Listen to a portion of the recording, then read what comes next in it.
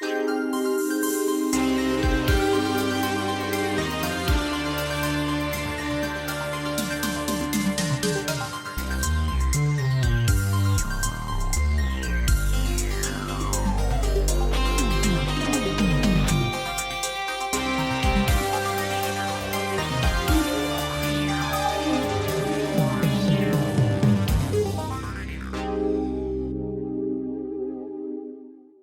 and welcome to yet another episode of Eerie International, episode 499 this week. My name is David from the United States. I'm Andi from Germany. And I'm Dave from the UK. Did I say the number wrong? Your microphone is blowing out. Yeah. You don't have to yell into your microphone that much.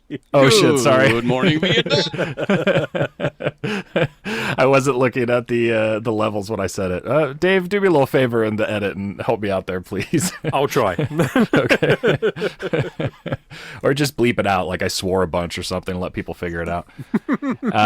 Welcome to the podcast. If this is your first time listening, we are a horror show. We talk about horror stuff. I have a newish microphone. This is my second week using it. I don't have sound in my headphones. I can't hear myself because I used to be able to plug straight into my microphone, and with this one I can't. I think the only way around that is for me to get like a little mixing board, Dave. I guess I can talk to you about this later. Yeah. Okay. But so yeah, I'm flying a little blind on my own levels. I have to keep my eyes on the screen. But yeah, welcome to the show. If this is your first time listening, also crazy that you showed up for episode 499, but here you are and here we are, so let's get into it. This week we're talking about the film Death in Brunswick, in sort of like a discussion tribute memory of Sam Neill, who just recently passed away. We've done some of his other horror films on the podcast in the past, so we went with a different one this week.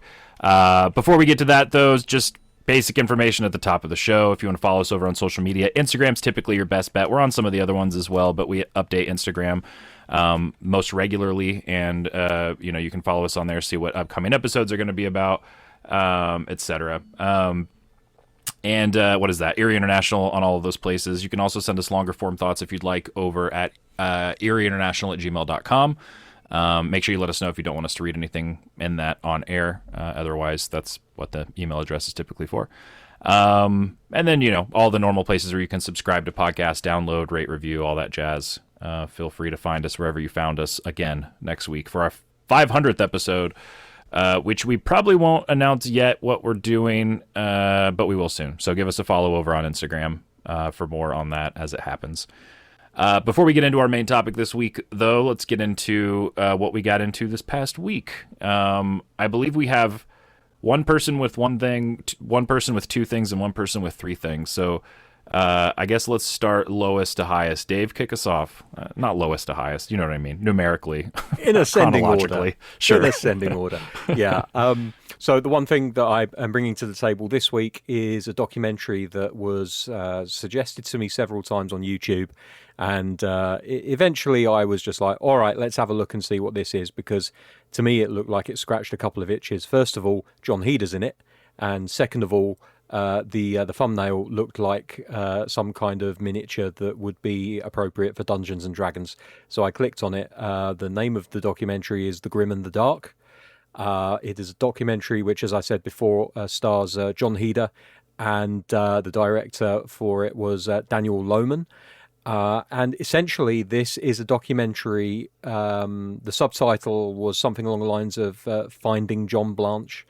John Blanche, for people that don't know, and I certainly didn't before watching this documentary, is considered to be the father of grim dark art. If you're not sure what grim dark art is, it's kind of difficult to explain, but also really easy if you show someone an image of it. But if you imagine most of what Warhammer I was going to say, is it the same grimdark as they talk about with Warhammer? It is. The reason for that is that John Blanche was actually the main artist for Games Workshop around about the time that Warhammer and all of those properties were gaining traction. So he was responsible for a lot of the character designs, for a lot of the artwork surrounding Warhammer in the early days. And he has essentially just been the genesis point for a massive movement for grim dark media, wherever it be Dark Souls or the Bloodborne series. and everything in between that. And it's a very good documentary. It started off a little bit rocky. John Heder came at it from a point of view, and I wasn't expecting this based on the fact that like my favorite role for him was Napoleon Dynamite, who is a very nerdy dude. He seemed to be coming at it with a very other people are nerds, and this is a thing people are nerdy about. Kind of point of view, which felt a little bit dismissive, and I wasn't sure if I was necessarily going to finish the documentary at that point. But he very quickly started learning about grimdark in terms of tabletop gaming, because he wanted to learn a tabletop game so he could play it with his son, who's very much into that kind of thing. And then it led him down the road into Warhammer and other adjacent games to Warhammer, and grimdark as a subject, and it's a really fascinating subject actually. Like I learned an awful lot about Warhammer, but also just about grimdark and how it has had an influence on pop culture, as I mentioned earlier. The Soulsborne series that are both heavily inspired by grimdark, and like there was a lot of talk during the documentary about how it is almost like a reaction to high fantasy, and like a more realistic and nihilistic approach to the fantasy genre, but it's so flexible that you can take it from fantasy and you can throw it into sci-fi. I don't think it's a massive stretch to say that the artwork of the Alien franchise could be considered to be adjacent to grimdark. Especially just those alien designs are very they're very phallic, but they're also very, very kind of depressive and very kind of nihilistic feeling, if that's the right way of saying it. But then they bleak is the word very I always bleak. think of it. Bleak would be the best word, which I completely skipped out on. Yeah, they eventually do actually get to talking to John Blanche, but not until about 2/3 of the way through the documentary. Basically, they're building up this legend, and they're building up the work around him, and then you meet the guy himself, and he's just I say was because unfortunately he passed away last month. Just a regular looking old dude who lived. Here's the thing. There's a section of the movie where John Heder walks up to the top of a burial cairn, and I recognised it immediately as being in the middle of Bishop Stortford. I only know that because my dad lives there, and I've been around and up that same cairn. Again, not sure if it's a cairn or if it's something adjacent to that, but it's a burial mound essentially. So I think the guy lived in Bishop Stortford. So all my life I had this living legend of tabletop gaming just living literally like 45 minutes down the road from me, and I didn't know. Crazy. But yeah, like he shows you a lot of his artwork and the early stuff, which was a lot more classical looking, and then his more recent output, which was almost entirely drawn with a single pen. And it was just a lot of cross-hatching and the amount of cross-hatching would obviously affect the darkness of the images, and there's a lot of shadow and light in these pictures. A really, really talented artist, and he goes unheralded, honestly. Like, I'm sure that anyone who is interested in Warhammer to any great degree will know the name John Blanche, but I think there's an awful lot of us out there who have been impacted by his work and are aware of his work without being aware of who the man was. So I'm really glad that this documentary came around, because it gave me an opportunity to learn more about the people behind the brand and the man specifically behind a lot of the visual identity of Warhammer and its marketing materials. So yeah, that was my one thing that I saw this for this episode was The Grim and the Dark, available primarily on YouTube, but I'm sure it's available on other services as well. I believe it's looking at the IMDb. It's available on Prime Video, and it's also available on something called Foursome, which is awesome with an F in front of it. Oh, I thought you said yeah, I know. It's a missed opportunity, frankly. So, and there are 3 others, but I'm not clicking on that link. So yeah, it should be available on a streaming platform in various locations, depending on where you're listening to this show from. But I would recommend it. I think it's a very worthwhile documentary. John Heder really grows into it as the film goes along, and by the end of it, you can see that if he didn't understand the culture around tabletop gaming, he certainly grew to respect it a lot closer to the end of the documentary. And also, he's an actor. He may have just been feigning the whole "oh, this is a thing for nerds" thing. It may have been that, but I don't know for sure. But I'm glad that the tone of the show definitely evolved, and the tone of him specifically definitely softened and evolved as the film went on. So it's a recommendation from me. Nice. Yeah, it sounds great. Added it to my list. Cool. Okay, I'll go next. I've got a couple of quick things here. The first big main one is Evil Dead Burn, the new Evil Dead film that is currently in the theaters here in the U.S. at least. Has been for a few weeks, I think. And yeah, I was very excited for this one. The filmmaking crew teams primarily consists of people who made the film Infested, which I talked about. I don't remember when I watched it, a year or so back, maybe. A French horror film about this apartment building that gets infested with these spiders that are growing in size throughout the movie. They start off, in kind of normal size house spider, whatever, and by the end of the movie are, if I remember correctly, like the size of cars, maybe, or like close to that. They're pretty big, which I enjoyed. I didn't necessarily love it as much as everyone else did, this Infested movie, but I liked it enough in a lot of key ways that I was pretty excited knowing that they were going to be making the next Evil Dead. So yeah, this one's been on my radar. I've been excited for it. Been excited for the trailers. There's been a lot of discourse. There always is with Evil Dead films, I think, in general, in terms of people saying, "Oh, well, these are the best Evil Dead movies, so the new movie should be more in line with this." And the last one didn't have enough comedy, and this one needs more of this element. And it's an interesting thing. I think Evil Dead's probably my favorite horror franchise, just in general. There's really not been a horror or an Evil Dead thing that they've made that I've seen, and I think I've seen everything at this point except for maybe the second and third seasons. I think there's 3 total seasons of Ash vs. Evil Dead. I think I've only seen the first season. And so, yeah, I was excited for it no matter what.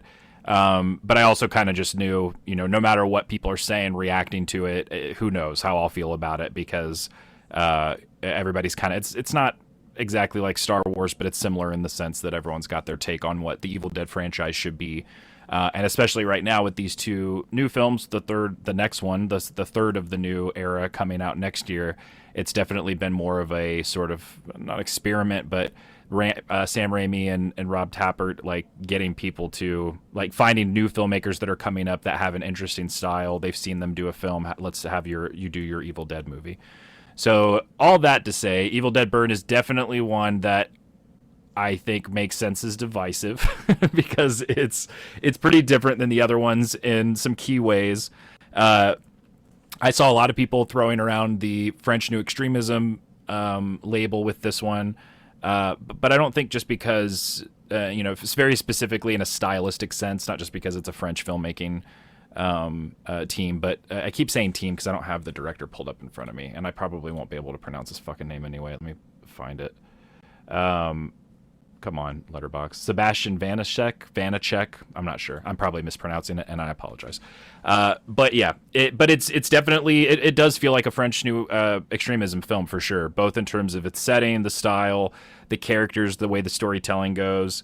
I saw a lot of people saying, there's really no likable characters in this, which when people say about a horror film, that doesn't necessarily mean a good or bad thing for me, because that can be a great thing depending on the film and what the tone is and everything. And so I wasn't quite sure what to expect going in, and it is uneven. There were moments that I absolutely loved. The one thing that most people seem to agree on is from a visual like the cinematography, the blocking, the action. Like there's a lot of movement and sequences that have the Deadites fighting human survivors, that it's not I think all of the Evil Dead movies have a lot of energy to them, and that energy can be frenetic, it can be funny, it can be slapstick, it can be scary. Like it depends on the movie, and it depends on the moment. Sometimes even within one movie, it could have multiple different tones happening. In this case, it's a like not action movie level, but closer to something like that, where it's relentless. It's very kind of high impact. People are getting the fuck beat out of them constantly. Just that one teaser, I forget if it was the first one or the second one they released, that was just kind of one long shot of the protagonist waking up in the kitchen floor and kind of crawling, and then you're just seeing all this stuff happening around her. It's a pretty good microcosm example of what a lot of the sequences are like in terms of again, the energy and just the way they're framed and everything else, which for me was a big plus. I liked all that quite a bit. It's very gory, it's very violent. There are sequences in this that I was kind of shocked that they got away with MPAA wise. Not so much gore, but just in terms of intensity. There's a little bit of a spoiler warning. It's a Deadite doing this, but there's a part where a Deadite shoots himself in the head 3 different ways and is just smiling the entire time. So stuff where I was just like, holy shit, like this is pretty graphic imagery that a lot of other movies would kind of cut away from, that they really, go with. I mean, there's at one point a kid gets killed in a pretty graphic way, but it doesn't feel like how Evil Dead Rise felt. I mentioned that a couple weeks back. I'd rewatched it whenever it was. So yeah, they go for it. The violence is there. The intensity is there. I would say really almost no, I don't want to say there's no humor. There's humor. The sense of humor is different than in any other Evil Dead movie so far. Sometimes it's effective. It never got more than kind of an amused chuckle out of me at its best moments. So I wouldn't call it necessarily successful with the comedy that it does, at least for me, and that could be subjective. But and beyond that, it just, I don't know, man. It's not a bad movie. It's not a great movie. It's just very firmly fine. I think I told my friend Sean, we watched it together. We were walking out of the theater. I was like, man, that's a 2.5 movie for me that gets an extra half star because it's the Evil Dead, and I just love Evil Dead across the board. So I'm excited that there's a new Evil Dead movie, and there's lore stuff in this one. It's different a little bit, but not in a way that's contradictory or anything. It's just kind of like, I think they've already established that there are different Necronomicons. There's different books and, different facets and different cults and, different things that they've branched out on. There are some very specific ties to Evil Dead Rise, not necessarily in terms of the plot, like continuing that plot, or here's the sequel to Evil Dead Rise, but in ways where they very firmly establish this is the same universe, this is the same location. There are some very direct connections. There's already speculation that Evil Dead, I think it's called Wrath, is the next one that's coming out. They've confirmed that it's set, I believe, in the 70s, the year before the original Evil Dead is set. There's some talk in Rise and in Burn of different characters in the past doing different things. So there's already speculation that the grandfather character they mentioned in this movie is going to be maybe the protagonist of the one in Wrath. So they're doing some lore stuff that, depending on how invested and how much you care about that aspect of the franchise, is cool, but it's not anything mind-blowing. I think the other aspect of all of this too that comes up is I don't think it's a franchise that can't survive without Bruce Campbell or without Sam Raimi, directly making the films. I love the Fede Alvarez remake. I think it's pretty great. I've liked it more and more each time I've watched it. And I think Rise is a pretty great movie. It might be my second least favorite Evil Dead movie now after this one, but it definitely is. This is my least favorite one. But not a bad way. It's just no. It's just the level is so high that something which is still very good can still be the worst in the it's like the Godfather films, except that Godfather 3 is, I don't know. I like it.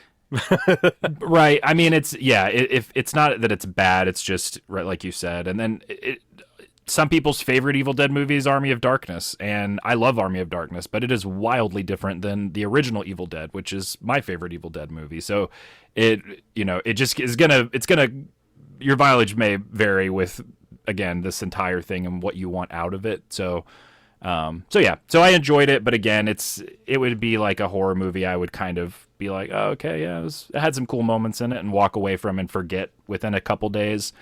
I forgot this one within maybe 4 days because it was Evil Dead as opposed to 2. So it gave it a little bit of a boost. But yeah, I probably won't ever watch it again. I might, maybe doubt years from now, revisiting the franchise, watching all of them, that kind of shit. I would rewatch it, but there wasn't enough here to make me excited to go back to it or buy it when it comes out or anything like that. The next one I am still very excited for. I would have been excited no matter who was making it, just because, again, I'm a fan. But the next one is directed by the dude who made Last Stop in Yuma County, which was not a horror movie, but one that I liked so much that I believe I made an exception on the show and mentioned it because I really liked it. So especially excited for that one, and the fact that it's a prequel and blah, blah, blah. There's, I think, still so much they can do with this franchise, and I hope they continue to do this. I think even this experiment, even though it's been kind of uneven for me and for other people, I think is a pretty awesome way to do it, to keep kind of injecting new life into it and give people a chance to do their version of that thing in the sandbox or whatever else. But yeah, it's okay. It's all right. And then the other thing I wanted to quickly mention, there was some news, I believe it might have been a couple weeks ago now, that Steven Spielberg had partnered up with this filmmaker named Alec Kister. You guys may have seen this. I'm not sure. I don't know that any of us sent it in our chat. But it was kind of tied to there's a lot of talk and everything right now with, kind of like the YouTube scene becoming filmmakers, and people like, the brothers who made Talk to Me, and then especially here more recently, Backrooms, Obsession. So kind of the next Backrooms, in some ways you would see these headlines and articles mentioned, was this filmmaker named Alex Kister, who has this YouTube channel and this franchise series world, whatever you want to call it, called the Mandela Catalog. Steven Spielberg's company, and he's producing it. They picked it up for it to develop it into a feature film that I believe Kister is like co-writing and directing and all that. So I had never heard of this one. Have you guys heard of this, the Mandela Catalog? Were you aware of it? I have not. Not. I don't know. It's difficult because obviously the Mandela effect, I think, is what it's kind of working off of. And there's so many of these things at this point too, and plenty that I fucking brought up because I like these projects too. So like, sometimes even I will come across one where I'm like, oh, this looks amazing, and then a few 30 seconds in, I'll be like, oh shit, I've watched this. I remember this now. This one is a bit different in a lot of ways. So I've watched the first 2 or 3 episodes of the YouTube series now. It's all free. It's all online. I'll just read the little description on Wikipedia of how they say it. Primarily taking place between the 1990s and early 2010s, the series is set in the fictional Mandela County and focuses on the invasion of otherworldly entities referred to as, quote, alternates, that psychologically torture their victims, often to the point of suicide, with the ultimate goal of assuming their identities as doppelgangers. So very sort of like high concept-y kind of thing, but a very lo-fi sort of like analog found footage, almost mixed media. I don't know if that is the proper term if it's within video, but like even within the video file, there's different forms of media that he's using. So I would imagine it still works. I don't know. I'm not a fucking art thesaurus dictionary, whatever the word would be. Can't even think of the right word for that. So it has different things within it. So for example, the first episode, which he released a sort of like director's cut of, if you go onto the channel, there's a playlist that has everything that will play it in order for you, everything else. There's sort of like an intro episode where he had taken, it seems as if he's taken an old Bible, like Christian cartoon, and sort of like remixed it and edited it and fucked with it. Because that's something you also start to realize, that some of this stuff may be religious connections in horror, like that this might be an angel demon kind of, but it's still other dimension. I don't fully know yet, but there is a religious sort of component. But when you're watching these episodes, at least like with the first main one, you're getting them in terms of these like public service announcements. Sometimes it's like training videos. It might be 911 calls. It could be here's a test that we give our kids in Mandela County at home to make sure that they're not susceptible to these alternate attacks. So then you're watching this little training video or this little testing video for a toddler, and getting like lore and world building and everything through that. And then the next clip might be a guy calling his friend, freaking out in the middle of the night because there's somebody outside who looks like him and is trying to talk to him. and trying to get him to let him inside the house. So like it is pretty effective, but also very weird, very different. And also like, I don't know, for this type of shit for me in particular gets me like so excited and fired up, because this is the kind of stuff I get excited about trying to make myself. Not this exact thing, but this conceptually, the idea that what can I make with what I have, where I don't need or I don't have to reach out to other people to accomplish something. Like I think about it within the framework of comics. So there's been a couple times, and I'm actually this coming week on vacation, maybe going to be working on my next one that I'll be doing in this way of like, okay, how can I make a short comic that I don't need a traditional artist for? How can I utilize the stuff that I know how to do within lettering or graphic design, typography, whatever else, and create something on the page that still works like a comic, is still entertaining, but doesn't have traditional art. And it can be like a fun exercise in that way. In a similar way, this reminds me of that within, for the most part in these episodes that I've watched so far, there's not live action footage. There's like camera footage or, security camera things, and you might see motion or glitching or stuff like that. But to me, it all feels like stuff that Kister, and this is speculation on my part, but just looking at it, stuff that he could source and make himself on his own, just using a computer and, I don't even want to say basic Photoshop skills and stuff like that, because that makes it sound dismissive, but stuff where that is the compliment, the simplicity of it. I'm sure it's not as simple as it looks, but it also it comes through in that way of like he was able to do all of these things and have them be effective, have them be creepy, have them be scary, without having someone come out and deliver a bunch of exposition about what's been going on in Mandela County. Like that little description I read from Wikipedia is more than the episodes have given me so far. But I do also recognize that description is accurate based off the things I've learned in these episodes. So the way of building the lore and the world has been so cool to see. So anyway, I'm sure I'll report back if and when I watch the entire series, but it was one that was more relevant in the news recently, so I went and checked it out, and so far I'm really into it. I think it's one of those things, like I've mentioned I always forget the name. It's the Chris Straub YouTube channel. It's like Local 59, I think.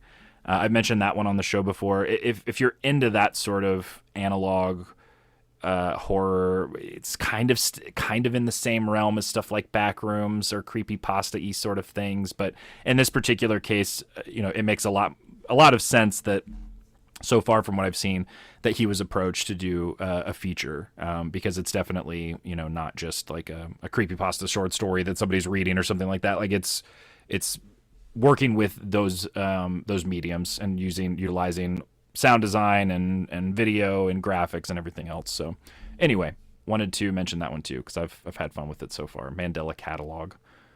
And that is it for me this week. So Andi, what do you got? So a few things that I want to mention. First, I want to go back to last week's episode about Kill List once more, because I don't know, some of our discussion stuck in my mind about that movie and thinking about it, and everything that David talked about and what he liked about the movie and what he saw in the movie, or what you found researching about the movie, and why I just didn't connect with it that much, because that's just my inferiority complex that I need to I don't know, figure out why it works for you and doesn't work for me. Anyway, it's just this observation that I wanted to share with you, just because I liked how I phrased it, and that can't just stay in my head. Anyway, it's about this thing, and you probably know this, this saying about storytelling, that you should give the audience 2 and 2 and let them figure out 4, and not just present them with 4. And I think my experience with Kill List was that the movie wanted me to arrive at 4, but only gave me 2 and 1. That's a good way of putting it. Even as a fan of the movie, who each time I've watched it have liked and loved it more, I would say that that's absolutely an accurate take on the movie, even as a fan. So yeah, that's pretty much it, I think. Something that I actually watched this week, or rewatched this week, Game of Death from 2017, which I think I saw at Fantasy Film Fest, and I know that David, you watched the series. Yeah. It's this movie that's, I think it's like 67 minutes long. It's cut together from a web series of like 8 shorts or something like that come together as one big story about this group of young people that find a board game and they start playing the board game, and the board game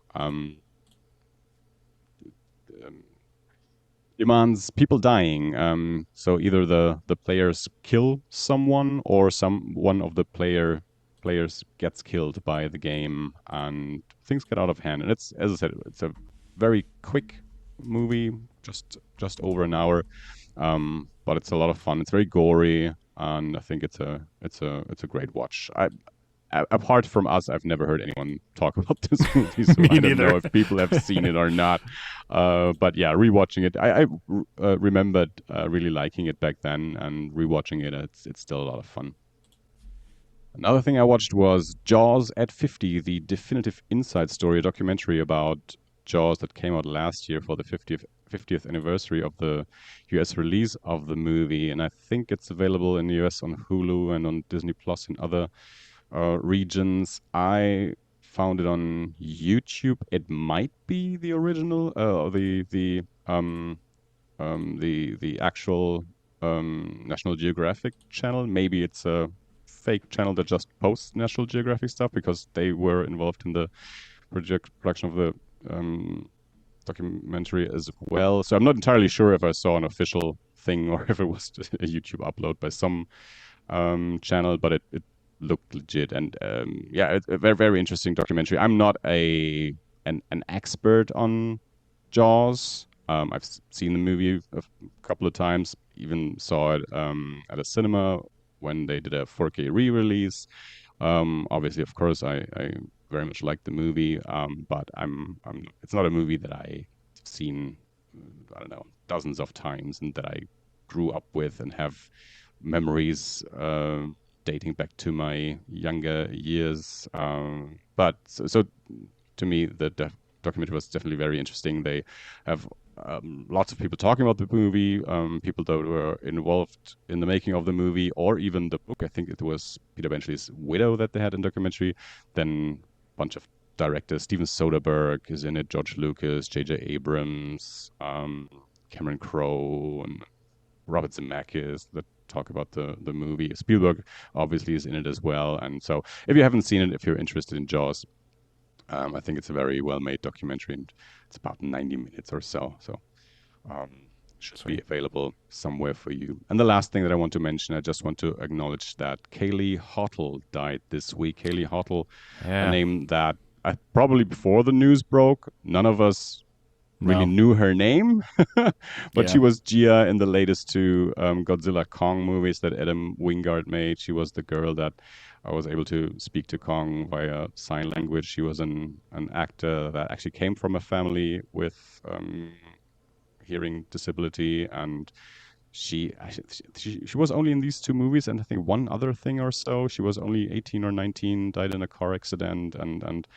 when I read the news just before I went to bed, I thought it was a horrible thing, because those movies. I mean, we talked about these movies on the podcast, and we love those movies. And we talked about Godzilla -1 and the latest Godzilla Kong Legendary Verse movie came out the same year, and how we were living in this great time where we can have the Japanese very serious and deep movie and the American fun movie, but those movies weren't only just fun and poppy and colorful. I feel they also had a lot of heart, and much of that came from the relationship between Gia and Kong, and between Gia and her mother, played by Rebecca Hall, in the movies. And so I think what little we were able to see of her as an actor in those two movies, I feel like she played a big role, and it left a big impression on those movies. And tying it to this week's episode, where we're talking about Sam Neill, who just passed away. Sam Neill is in the next Kong Godzilla movie that Grant Sputore just made. Oh shit! I didn't realize that, or I forgot. Yeah, he will be in that one. Dan Stevens will be in it again. He was in the last one, but yeah, Sam Neill has entered the legendary Godzilla universe, but passed away before the movie even came out. And now Kaylee Hottle, who is not in the next movie, was only in the last two, but yeah, no, she way too young. Passed away this week. So yeah, that's it for me this week. All righty.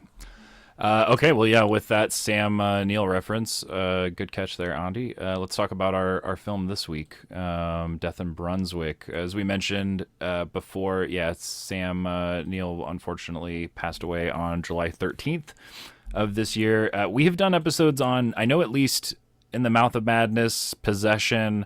Did we do one on Event Horizon? Did you guys? I believe so. Okay. Yeah, I think we did one. I couldn't remember, so I wasn't sure if it was in that. I mean, we're about to record our 500th episode, so it starts to not blend together, but it's hard to keep track of all of it. So yeah, obviously it was in an enormous amount of awesome projects. Jurassic Park for sure was probably the biggest one for me, even though the stuff that we've already mentioned are fantastic horror movies that I love for different reasons, one or the other. Jurassic Park made such a massive impact on my childhood, my upbringing. Is one that I've rewatched, consistently growing up, and has always just kind of hit as this like amazing, perfect kind of action thriller with bits of horror and bits of comedy. And so yeah, that was another reason I was excited this week to talk about Death in Brunswick, since it would have been not too long before, I think maybe just 3 or 4 years before, maybe even less than that in terms of they shot it before Jurassic Park. So that was one thing. Similarly to when we watched and talked about The Devil's Advocate, that was one thing when the movie started where I was like, oh shit, it's Neo Keanu Reeves. Like you are so used to seeing them in another role from that era that version of them is there in another thing, and it feels kind of surreal. So anyway, Death in Brunswick, a little bit outside of the norm for sure of the podcast. It's a black comedy / romance is how Wikipedia describes it. There's not really a little log line for the movie on Wikipedia. There's also some funny stuff in the Wikipedia article and synopsis itself. I don't want to put you on the spot, Dave. You used to do this for us where you would give us like a 1 or 2 sentence synopsis of the movie. I'm curious if anything, if inspiration strikes you for a movie like this. I will say that on Letterboxd, one of the top reviews that I saw for it was somebody saying the ultimate and then this happens movie or something like that, and then this, and it definitely feels like that. So how would you describe this movie in a roundabout way? Oh Jesus, man, I don't even know. Let me. God, this is great radio. It's funny when someone says not to put you on the spot, but literally doing that. Yeah. Not to put you on the spot, but here it is. Here's me putting you on the spot. Okay, how about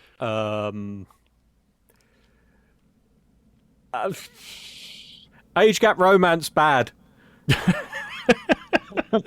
Just a panicked one. Yeah. doesn't mention the murder or well, So okay, I would phrase it or frame it as I don't want to call him a deadbeat. I guess like that's one of the tough things about this movie is that this character is so written and underwritten at the same time. It's based off of a novel, so it's adapted by the dude who wrote the novel, Boyd Oxlade, I believe. I don't know if I'm pronouncing any of these names correctly, but co-wrote the film, co-adapted it with John Ruane. How would you... Anyone, Andi, do you have a take on that? I don't even have the name in front of me. All right, I was just making sure. Let me have a look and see if he's... It's Ruane. He's just listed as Australian. Ron? I was wondering if Ron? he... Yeah. Ruane, yeah. It's a crapshoot. Take your best shot. We're following a guy who is a chef at this. He gets a brand new job at the beginning of the movie at this nightclub.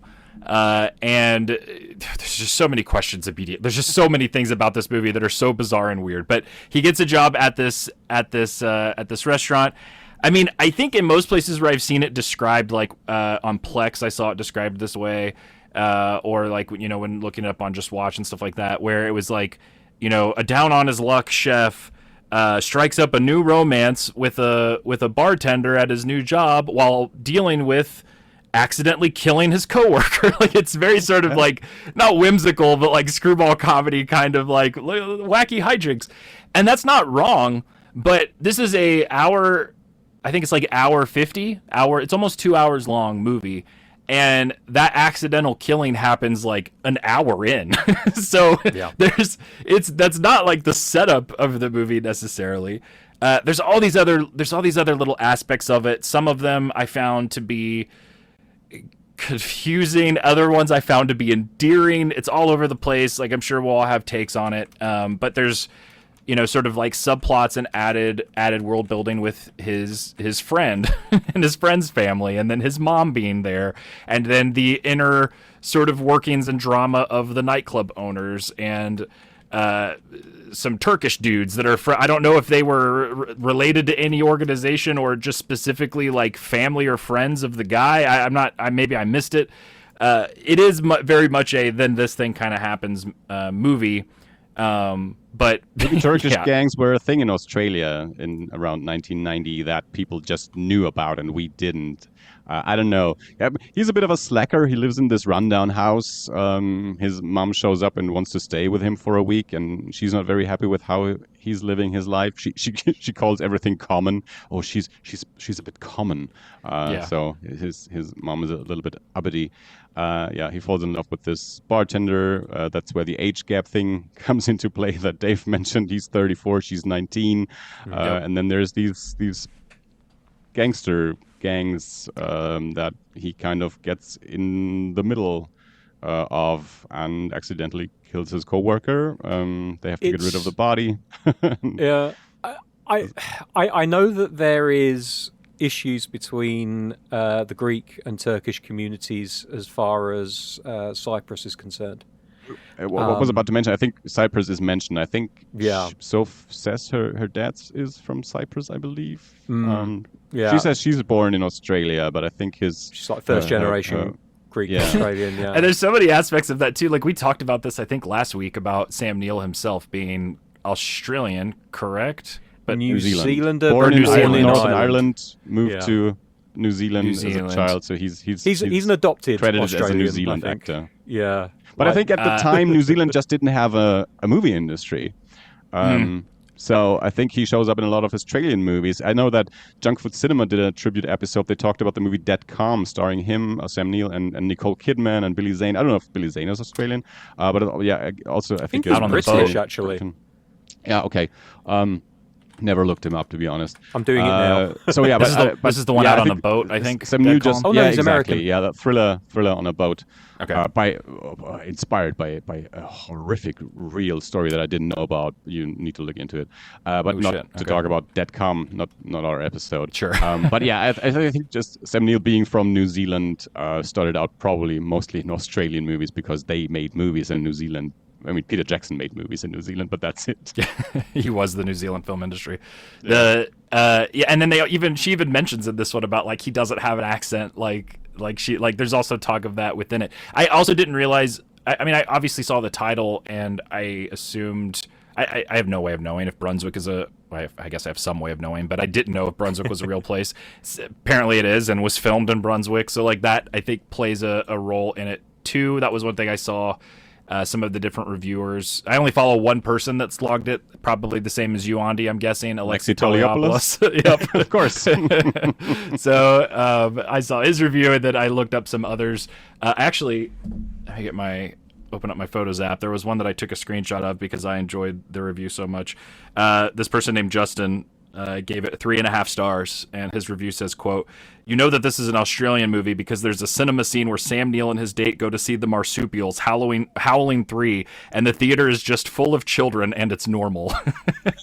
I was like, yeah, it's also kind of a good sentence to describe the vibe of this movie, because there absolutely is a scene where he goes on a date in a theater full of children. He's trying to like make out with this 19-year-old girl, while he's wearing a leather jacket and some foundation that he just freshly wiped off of his face. Just all these weird little moments and scenes, and his Sam Neill, I think, is good in it, but I think also like it's a character that has, I don't want to say no depth. It's just a strange character, man. Like it's very much one of those movies where it's things sort of happening, and it's not even necessarily decisions that are being made. It's just things happening to people and them reacting to it. but then also sometimes he's an they're agent for situations that happen in the movie for us to enjoy. He just stumbles through life absolutely and that. into situations that we get a laugh from or a chuckle or whatever. But yeah, he himself, as you said, not a very well-defined character. But I think I don't know. I feel like people like that exist. I may be one of them. That Oh, just I think so. Yeah, not that you're one of them, but that people like that that's how exist. I took it. No, I did think watching it last night. I was like, I wonder if the crime elements of this were sharper and there was more of a plot, it wouldn't be that crazy to compare it to something like, and this is a recent movie that I know you just watched recently too, Andi, Caught Stealing. Yeah. The newest Aronofsky film, where you have, and again, it's not a one-to-one comparison, but one of those films where you have sort of a hapless, sort of kind of clueless, bumbling guy that then is mixed up in this very complicated crime situation. There's a romance, there's comedic moments, there's whimsy, there's also darkness, there's also, maybe moments of violence. So it is this sort of like tonal fun thing. The movie doesn't have that level of control, I don't think, in terms of whether that's intentional or not, I'm not sure, but it's, again, not a one-to-one comparison, but I did think of something like that where it was like it kind of has this flavor to it, but then there are also just moments that maybe aren't super well executed, and so it's just kind of awkward or weird. Then there are also other moments where I'm like, I don't understand this at all. Like, it's not a problem, but like there's the part where they're having sex and she folds the bed out from the couch. There are different moments like that where I was like, all right, whatever, this movie's got character. But then she takes their clothes off, but then as soon as her clothes come off, she gets very shy in a weird way gets under a blanket, but then is okay with him looking at her under the blanket. There's no one else there, obviously. There's just stuff like that where I was like, either this is like I'm missing something very obvious, or like I don't get what this is. Like it feels like they're trying to write character moments without knowing how people actually behave. But I don't know. Maybe that was normal in the 90s. Let me disagree, because I know people like that. Okay. Well, I guess I didn't. You, David. Don't be. I didn't get the logic totally, because there's other times where she is naked in front of him, like not under the. So yeah. I don't know. Whatever. Well, it's not a big okay. deal, but yeah. Okay. Maybe they need to settle into a situation first. That's fine. I'm on board for that. It's one of those movies though where I don't think that they executed it perfectly to where it's just, I don't know. That's just kind of a random example I'm using. There are plenty throughout the movie. The way that he stabs his friend is very strange. The way they blocked it, not his friend, but his coworker, when he gets killed, and like is kind of off camera, and the way that even there's different things like that where it's kind of clumsy, but I can see what they're going for. But yeah, I don't know. All this sounds more negative probably than I mean it. It's just a weird movie, but I'm talking too much. What did you guys think? I think it's very much I don't know if it's an independent movie for Australia, but from our perspective, it very much is an independent movie, just from how it was made, probably the budget that they had, and what they were able to shoot, the locations that they had access to, the setups that they were able to do in a day. One thing that I noticed is, we usually give our take first. We yeah, sorry, I kind of just jumped right in. I think it's fun having a conversation like this for a change, and do it that way. I enjoyed the movie. Was very quick in settling into the mood of the movie. This 90s independent feel. David and I on text talked about Ed Burns recently.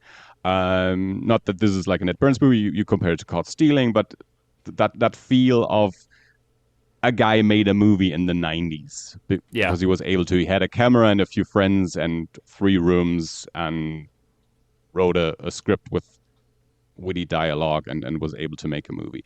And this one very much felt like that. I thought I very much liked the music, also very 90s. whimsical. I mean, the movie came out in 1990, so it's just on the cusp between the 80s and the 90s, but it very much felt like a 90s movie to me.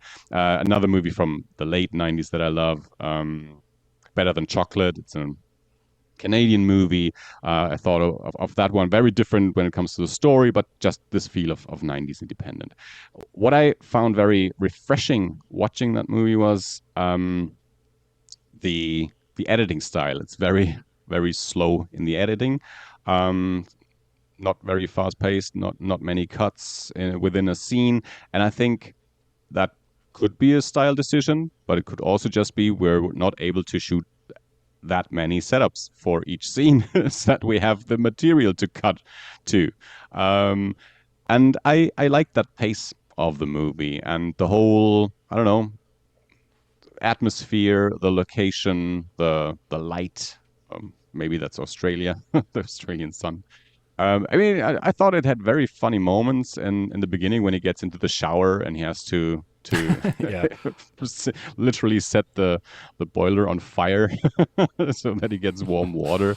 And yeah, there's probably a lot of nostalgia for me when it comes to these movies because the 90s is such an important period for me, for me in cinema and my education on cinema and just the era that I found my movies in. Because in the 80s I saw the movies that, yeah, well, I was born in 76, so I was very well alive in the 80s, but still I think my getting into my teens and then feeling part of my own generation when it comes to music and to movies, it is mostly the 90s, late 80s, but mostly the 90s. So when I went to the cinema and watched those, or on VHS, watched those independent movies, this is one that feels exactly like that. So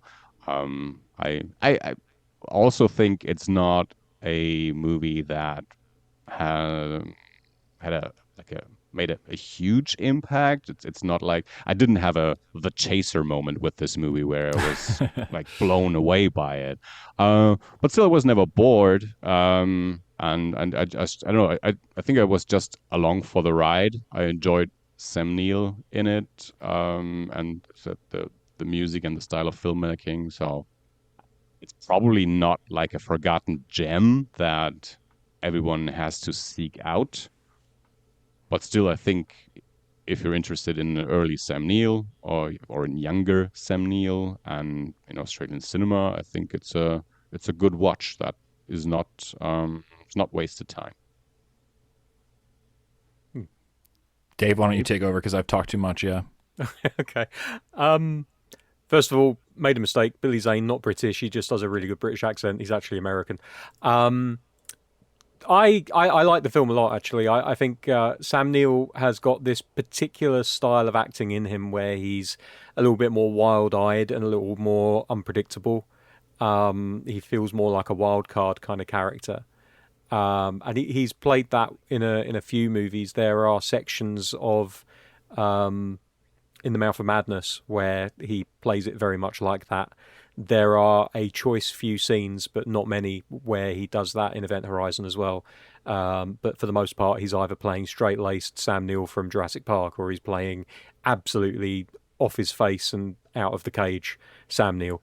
But I like this style of Sam Neill performance. I thought it really suited the film. I was confused with the character as well, but I think mainly because you start the movie by establishing that he, in his mother's words, lives a bohemian lifestyle, which is to say that he doesn't clean up after himself. He's a very slovenly person. He goes to sleep in the clothes from the night before. They establish that he does the basic things like having a shower in the morning, which is great, and I did think that was a funny scene as well. But then you get the scene where he's just been shown the kitchen where he's going to be the cook, and he's aghast at how disgusting it is. And I'm like, dude, I've seen how you live. You can't have separate standards for the place you work and the place you live. Like, it's one or the other, surely. But maybe that's just me. I don't know. But he shows that he's able to clean and to look after his environment when he cleans up the kitchen. I really like the humor of the film a lot. Like, it's definitely a black comedy. For me, the scene that really stood out, and I don't know why, but it was the fight that he has with, I think his name's Laurie, the muscle dude, and he keeps trying to break a bottle and he can't break it. And for some reason that just sent me. I was just like, oh, for Christ's sake, like I don't know why. But it just worked. Funnier moment is when Laurie. And I was going to say when he does bring it. Yeah, Laurie just immediately breaks it. Absolutely, and cuts his hand. Yeah. But I think what I like about that is just like, not only have you got that comic effect of Sam Neill just being unable to do the thing, and the repeated attempts making it funnier and funnier, as is the rule in comedy. It doesn't overstay its welcome.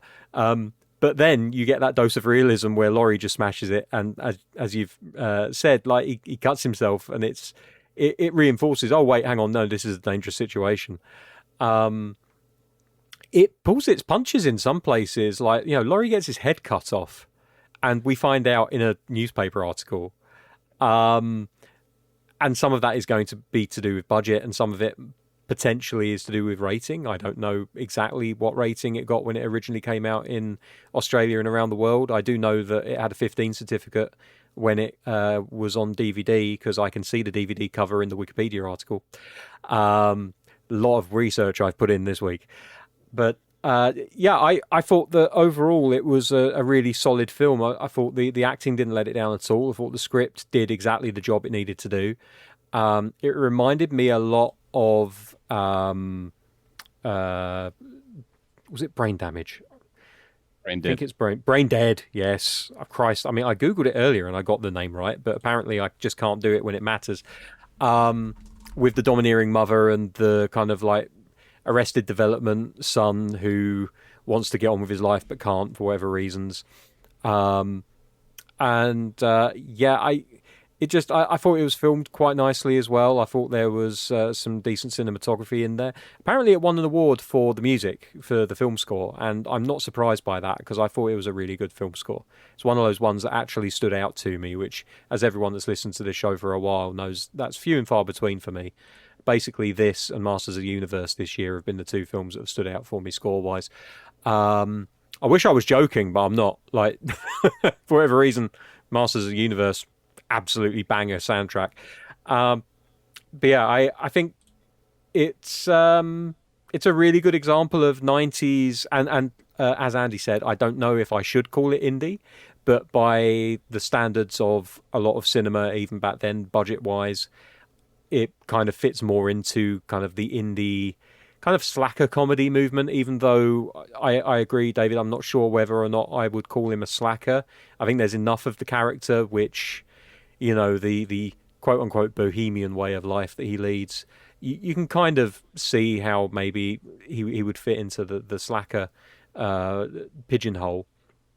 And it does feel a lot like it belongs in the company of films like Clerks and Slacker and other movies that came out in and around this era. I liked it. I really did. I thought I knew Zoe Carides from something. Like, she absolutely, that face reminds me of someone, but it's not her, because I looked up her filmography, and I'll be damned if I can find anything on there that I've seen. Apparently her sister, who I think is her older sister, Gia Carides, she was in a couple of the Big Fat Greek Wedding movies. So maybe I saw her in one of those, and the familial resemblance is what's making me think that I've seen Zoe in other movies. But I thought she did a really good job of that. The age gap thing, I made a joke of it. Ultimately, like, they're both adults; they can do what they want. But it's a fairly big gap in terms of years. Was that like 12-year difference? 15, because my maths is great.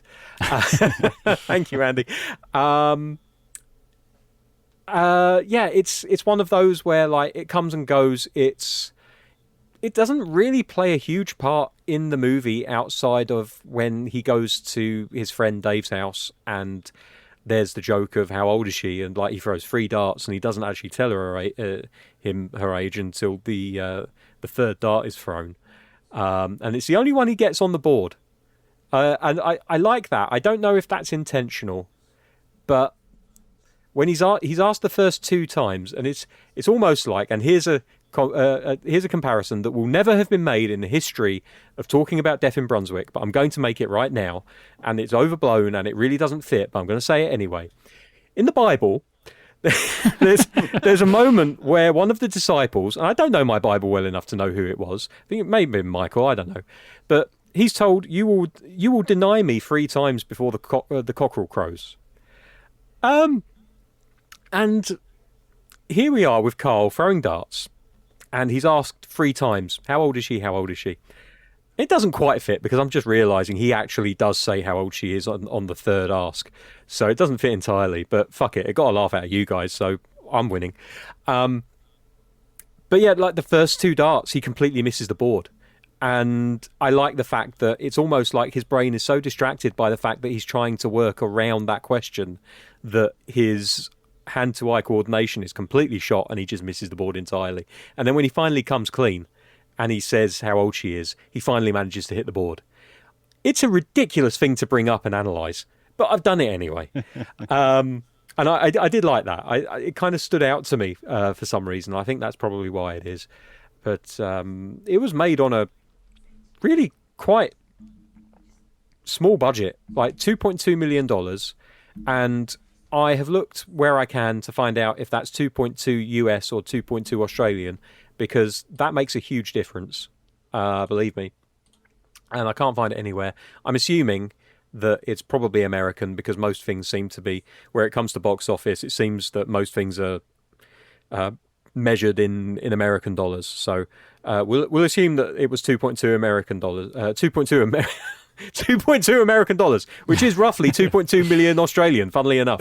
It's 2.2 million American for the budget. 1990 million, of course. Exactly. Yes, of course. A lot more than today. Yeah, because I found out that it eventually made about 7.5. No, Death in Brunswick grossed 2.7 million at the box office in Australia, which is equivalent to 5.4 million in 2021 dollars. So yeah, about double that. So even by today's standards, like if we take the 2021 translation, you're probably talking about a movie that was made for sub $5 million, which in an era where we're making, and I get it, they're entirely not the same films.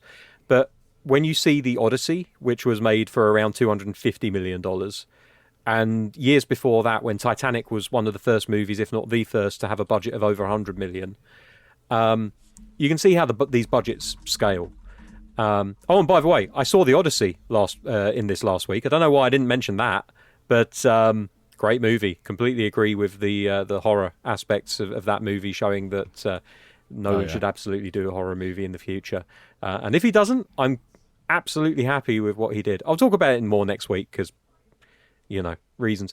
But I did enjoy it. I really did. I think the supporting cast in particular I really liked. Like all of the guys that work at the club, who are all visually, they all looked very Greek Australian to me. And I don't know if that's just me just assuming that certain physical details lend themselves to, oh yes, you're Greek, like the heavy eyebrows or something.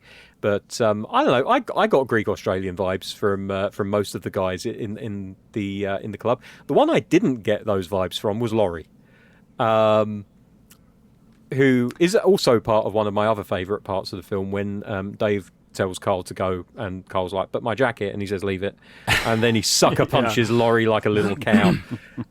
There's a thing about, I stepped away, so maybe you guys mentioned this and I missed it, so stop me already, but that whole thing with Dave is such an interesting part of the movie to me, that there's this like best friend character that shows up. It reminded me in some ways of Reggie Bannister and Phantasm, where like you have this whole other movie going on, and that maybe it's because they're both balding, but also maybe it's just because they're both like these kind of like eccentric, likable guys that show up that are just like a pal in need, like, or a pal that's ready to be there for you to bury a body or whatever else. That was one dynamic I did like in the movie. I thought was was funny, that there was this like whole other, like, I feel like, especially lending to that same spirit of filmmaking, independent filmmaking in the 90s and early 2000s, this crew could have easily on the side shot another separate film about Dave and his family, like his wife and his kids. For sure. Like, there's another movie happening over there at the same time that Sam Neill's character is kind of dipping in. But when I clicked on his name, John Clark, who played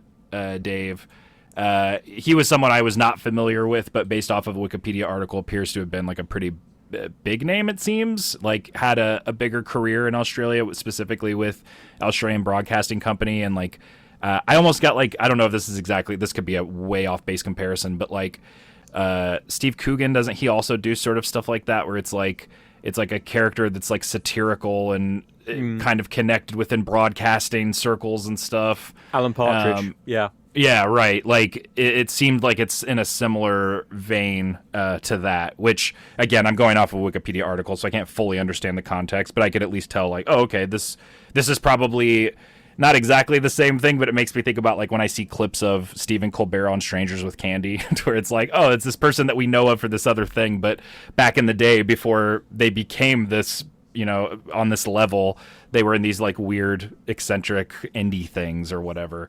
But anyway, I don't know. Maybe John Clark is a huge piece of shit and hated in Australia, and I'm saying all these nice things about him. I have no clue. Like, so.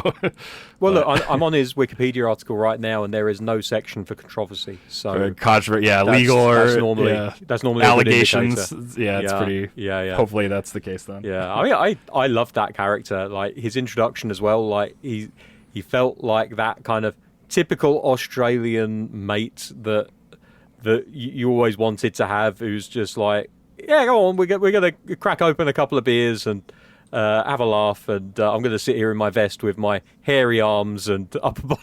It's been a while since I've seen so much hair on a man, and I'm not saying that in judgment. Like, that is a virile man right there.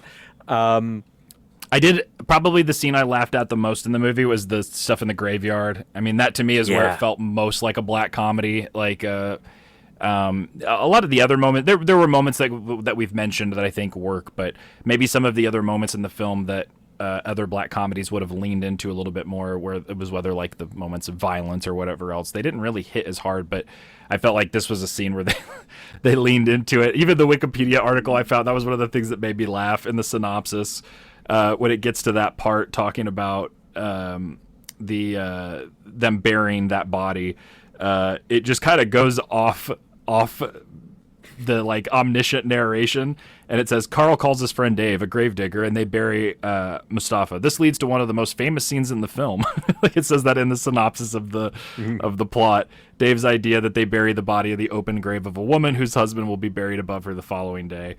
And then there's like a whole ass paragraph literally right there just about that moment, which is the funniest moment probably of the movie, where he's like stomping this body down to make room for the other body they're going to put in there. But it's crazy that the paragraph before that on Wikipedia is the first hour of the movie summed up in one paragraph. And then paragraph 2 is for a joke that clearly whoever wrote the synopsis was just kind of writing it from having watched it the night before and talking about the shit they liked the most, as opposed to an actual summary. There are 6 paragraphs in the plot section, and one of them is just about the grave digging scene. It is funny though. It is a good scene. It is, and there's little moments in that I thought were funny, when he goes to try to put the shovel up to climb up, and it slips and hits his leg, and then even the logic in that moment where he's like, well, you have to come down here to help me out. I was like, why? Like, you could pull him out from up top. Like, there's a lot of ways to do this. Do that just before. I assumed it was because of his leg? Either that, or he just wasn't strong enough to pull his friend up. Like, Sam Neill's character is definitely scrawnier. And being that Dave is a gravedigger by trade, he's probably got extra muscle on him that the other guy doesn't. So it's moments like these that make me think, and I've brought this up on the podcast before, it makes me think of that anecdote by William Goldman in one of his books about writing that film, where he's like, okay, if I did the exact story of how this happened, it would be all of these little weird things that any audience member watching a movie would be like, why the fuck are we seeing him fumble with his keys, have the wrong thing, have to go backtrack to the room he was just in to find the thing that he dropped, to go back and then get distracted. Like, this is boring, but that would be the most accurate. It always, stuff like this always reminds me, good or bad, of that that idea, that concept within screenwriting of like, because there are aspects of this that don't make sense, but and even for you, like just now, Dave, you're like, I took it because of this and he's scrawny or whatever. I think that also absolutely could be what they were thinking,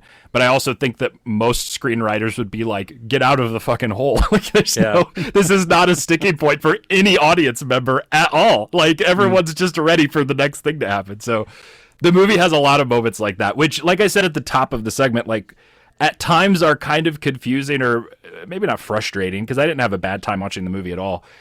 Maybe at times confusing, but other times kind of endearing, because you're just like, oh, it does have that indie film thing. Like, there's character happening here, even if it's maybe not the smartest thing they could have done or the most, smooth execution of it. It sets it apart in little ways. You just reminded me. I could also feel like sometimes when a movie is based on a book, you see the structure where you watch a movie and you feel like, this has the structure of a novel.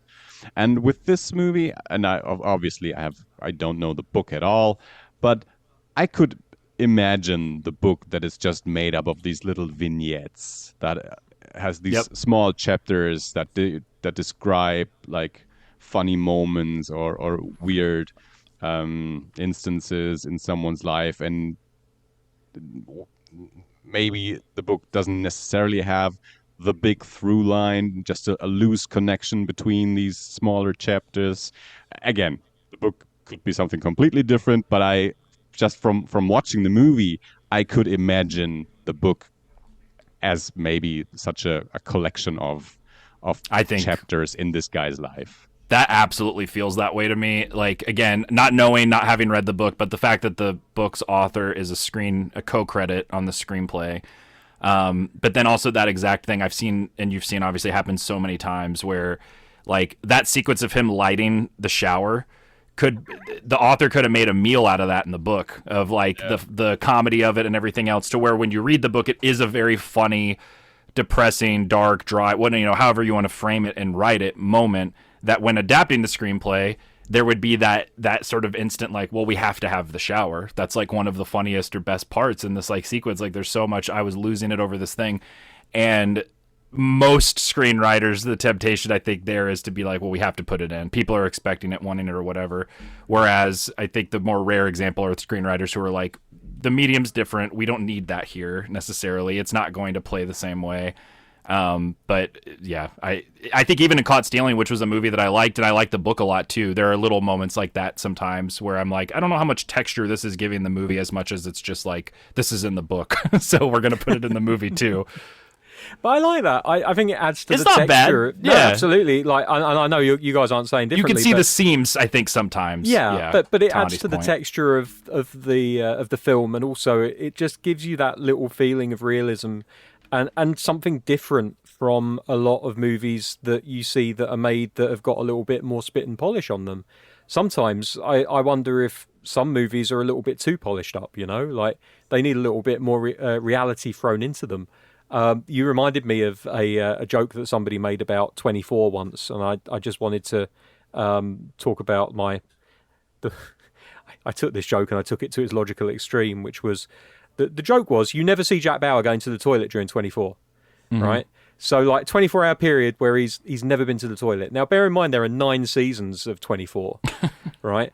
They are the 9 worst days of his life, and no wonder, because the guy is backed up as an unbelievable level. Like, but there's reasons why you don't see those things, because the true realism would be an episode where Jack Bauer takes a nap on a couch and pisses his pants because his body's like, oh, you're unconscious and this just has to happen now. Yeah. And he wakes up and is like, this is what being a spy is. The justification. Good thing I brought some pants. Yeah. Absolutely. Like, justification was always that, like, oh, well, we cut away to other characters and he just so happened to do what he needed to do then.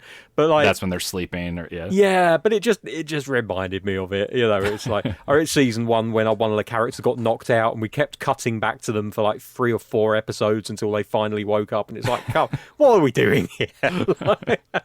But no, I like that. I like the little bits that a lot of films wouldn't bother to show, that they just throw in there because either it was a funny bit in the book or just because it felt like a good thing to put in there. It's just, as I said, it just gives the film that little bit of grit to it, and that other films tend to end up lacking. And it's on a small budget. It knows what it is and it knows what it's working with, and it makes the most of it. Like going back to the most famous scene in the movie, according to Wikipedia and other places, when they're carrying the body to the gravesite and one of them farts, and it's in the trailer, but Dave turns around and says, "Was that you?" Carl says, "No, it wasn't me." And then there's a pause, and then Dave's like, "Oh, it must have been me then."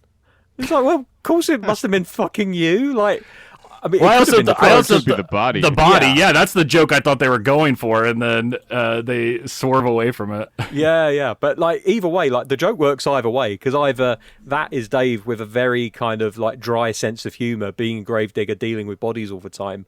Like that could just be his sense of humor, being like, well, it was the corpse, but I'm just going to say it was me. Or he literally did not realize that he'd farted, because his arse was so puckered from the stress of disposing of a body that I just don't know. And then like you look into it a bit more and you notice that Carl is more to my point about Dave being quite a strong guy. Carl has got the leg end and he's using both arms and he's struggling. And meanwhile, Dave is carrying the body in one arm while carrying something else under the other. Like the dude is an absolute monster. Like, and he's not sweating it. He's really not sweating it. That character's great, and it's not just his name. I mean, he's got a great name, but he's also just one of those characters that makes the thing work that much better. Not only because he's able to extricate Carl from the kitchen scene and get his money by punching the. And it's it feels like such a typical Australian response when he says, "You might want to get yourself some different muscle. This one's full of wind."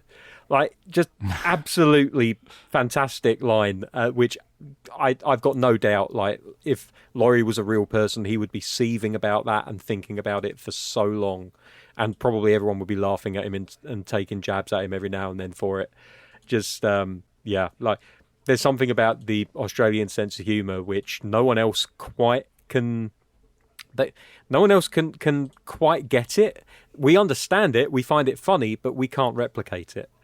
And I dig that. I got one other random thought which just popped into my head, and it's going way, way, way back to the beginning when you were talking about his mum and how she's a bit kind of posh and up her own arse. And that's that Australia inhabits, in my mind at least, Australia inhabits this weird middle ground between America and the UK. And by that, what I mean is that the UK has a very definite class system, and America doesn't. And that's one of the great things about America, is that like class has never really been an issue. There's economic class, which is, it's a different thing, but like actual kind of social class has just never really been a huge factor in America. And I feel like, and this is purely vibes, so if we've got any Australian or Antipodean listeners who can correct me on this, then please do write in and let us know. I feel like Australia doesn't really respect the class system, but there are some certainly older members of the Australian community who kind of wish that it was a thing and are trying to maintain it and almost trying to be above their social class a little bit. Like, I'm not sure his mum is that posh or that upper class. I think she just likes to think she is. She's kind of like the Mrs. Bouquet from an old British TV show called Keeping Up Appearances, who was a woman that grew up in a council estate family but wanted to pretend that she was very posh, kind of middle to upper class, and as such, her family name being Bucket, she would tell everybody it was pronounced Bouquet. It's like, it's one of them. And yeah, I like that aspect of it because, he's constantly making these little mistakes, calling her mum, and she's like, "Call me mother. Mum sounds like crude," or whatever it was that she said. And she despairs because he's not living up to her ideals of what her life and the life of her kid should be. But for the most part, Australian society just isn't like that. Certainly not today, from all of the things that you see on TV, all of the soap operas and movies and the such. Like, class doesn't really seem to be a functioning aspect of any of that. And to a much lesser degree, it is over here now. Like, it's definitely less than it was, but it still exists. Yeah, it's just an interesting little thing that kind of popped into my head when you mentioned that. Because I do feel like there are social climbing is definitely a thing that people want to do. But when you're in a country that doesn't necessarily believe in the class divide to the extent that the UK does, for example, then it becomes an interesting performative kind of aspect of a person. It's, I don't know. I'm rambling. I'm really rambling. Someone save me, please. Jesus Christ. I just had a look at the movie posters that I downloaded for our social media posts, and I don't know if I'm using this one, but one has a nice tagline that I think is a witty little summary of the movie, and it says, "Carl's about to stand on his own 2 feet, one foot in the grave, the other in his mouth." What a visual. What a Twister-esque visual. That's great. Okay. Do we have any other big thoughts on this before we do double feature picks? Mate, I've been scraping the barrel for the last 30 minutes. No, I think, mostly we wanted to give a tribute to Sam Neill because I think we all love the guy as an actor. Yeah, definitely. In so many movies, sometimes in supporting roles like Hunt for Red October, and the big one, of course, is always Jurassic Park. I said it on another episode. We didn't do Omen 3 and we didn't do Jurassic Park, which would probably be the obvious other horror movies that we haven't already done episodes on. So we had a bit of a look what's available and what could we do that.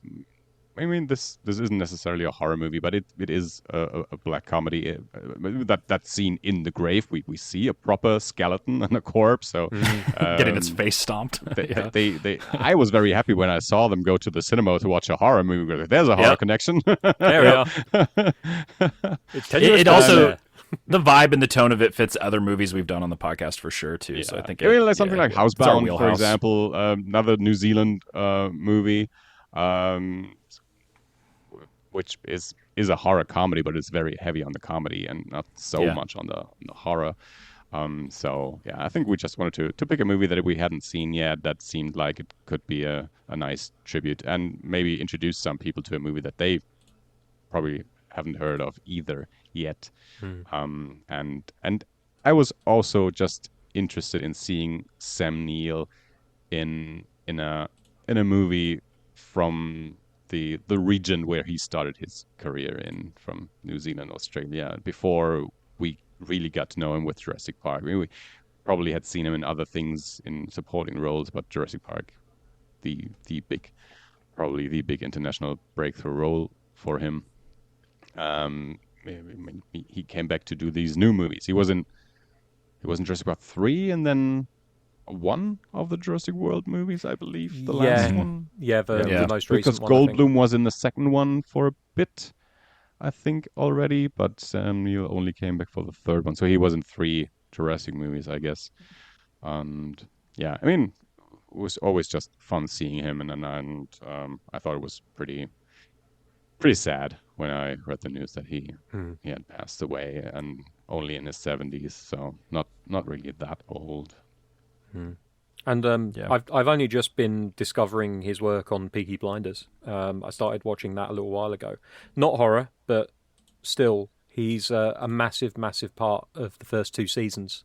And his evolution, the character's evolution, and his portrayal of that character from the very first episode all the way through to the end of the second season is absolutely superb. Like he goes on a real journey, and I'm not going to go into too many details about what that journey is or anything, because I think if people haven't seen Peaky Blinders yet, then it's worth watching purely for Sam Neill's performance. Honestly, like there are a lot of reasons to watch that show besides Sam Neill's performance, but if you just want one, then Sam Neill is absolutely superb in that show. And honestly, he was a large part, I think, of why the show became as successful as it did.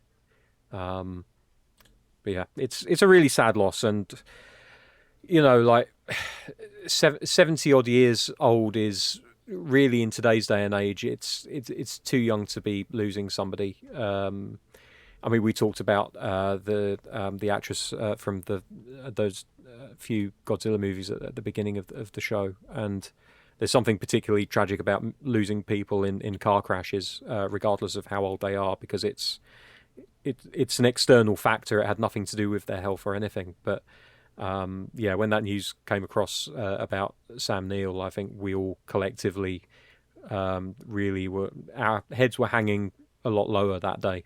That's for sure. Wonderful actor, and really could turn his hand to just about anything. And it's something I said, and then I promise, shut up for the remainder of the episode. There are only a few actors that I could think of off the top of my head who could play the nicest of nice guys, the worst of bad guys, and everything in between, and do every single one of those roles convincingly. And Sam Neill is very, very high on that list. Yeah, so it's a really horrendously sad loss. Also wanted to mention two quick things on our way out along those lines as well. One movie that we've mentioned on the show a few times, Daybreakers, I believe is the name of it. He was also in. Ooh, that could have also been one that we could have fit in the horror genre. Potentially, yeah. I can't. His name is further down on the list, and I haven't seen it since like college, probably. So I don't remember how he might not be in it a ton. It might be like one scene or something, but. It is one we've mentioned. And then I just clicked on this and had no idea it existed. But in 1995, he wrote and directed and narrated a film called Cinema of Unease, A Personal Journey by Sam Neill. And it is about the history of New Zealand cinema, is what Wikipedia says. So we just brought that up earlier, too, and New Zealand's history and everything else. So the Wikipedia article is short, but it has a list of the films that are covered, and it says the title refers to the dark and brooding nature of many of New Zealand's most notable films, which Neill considers a reflection of the nation's struggle to find or form its own identity. So I have no clue if that's easy to find. That could be something that was made for TV there and like is very readily available on YouTube. Maybe it's impossible to track down. No clue. But just since it was relevant to some of the stuff that was mentioned in the topic today, I figured I would throw it out there too. Okay, let's do some double feature picks. Andi, kick us off. What you got for this week? I mean, I wrote down two. Both have been mentioned already on this episode. I think, you know, I usually only pick movies that I have seen. I haven't seen the marsupials, the Howling Three, but I mean, obviously, it would make sense, especially on a horror podcast, to pick that one as a double feature pick. The other one that I have actually seen, Brain Dead, that Dave also already mentioned, 1992. So similar era, similar vibe of movie making, but obviously with way more horror, way more gore. But the relationships between some of the characters and the indie New Zealand filmmaking by Peter Jackson, I think would be a nice like horror partner for Death in Brunswick. Alrighty, Dave, what you got now that you have to scramble to think of something else or pick what Andi just picked? Yeah, I know, right? It was going to be Brain Dead, but I think since that's already taken, then I'll go back to what I just said and say the first two seasons of Peaky Blinders are genuinely like a fantastic example of what he was capable of as an actor. So I'm not picking thematically this week. And if people want to join a class action to sue me, then they can contact you guys and you can let them know what the details are. But I'm going to go for Peaky Blinders season 1 and 2 because Sam Neill. All righty, perfect. I don't know. I mentioned Caught Stealing. I could go with that. I also wanted to pick the marsupials thing as well. It just kind of makes sense. I'll go with In the Mouth of Madness, only, I guess, just to have a Sam Neill double feature since the focus is Sam Neill, and I think he's great in The Mouth of Madness. It's one we did an episode over, so I won't go into detail about, the plot or anything like that, but very different performance, too. I think it would be fun to kind of watch these back-to-back to see how different of an approach he has to these characters, and even being in the lead role, but just very different experiences and deliveries. So I'll roll with that. Listeners, let us know what you thought of this film if you watched it, and we know you probably didn't, so watch it and email us and let us know what you thought. Again, follow us on Instagram, etc., eerieinternational@gmail.com if you want to send us some longer form thoughts. Again, we're not going to announce quite yet what we're doing for our 500th episode, but we will soon. So give us a follow over on Instagram and find out in the next week or two what we'll be doing, when that will come out, so on and so forth. Assuming it all goes how we're planning, it's a little bit more involved on our end. So, and then I also am leaving tomorrow for vacation, so for a week. So we'll have to kind of coordinate and figure out timing and all of that. So maybe a couple weeks potentially. We haven't talked about it yet. Just throwing that out there on the recording in case that ends up being what happens. But yeah, stay tuned for We're that. recording next week. If you're not here, it's your bad. Never mind. Tune in next week for the episode with or without me. Yeah, in the meantime, keep watching horror movies. Stay safe out there, and we'll see you next week. Bye. Bye-bye.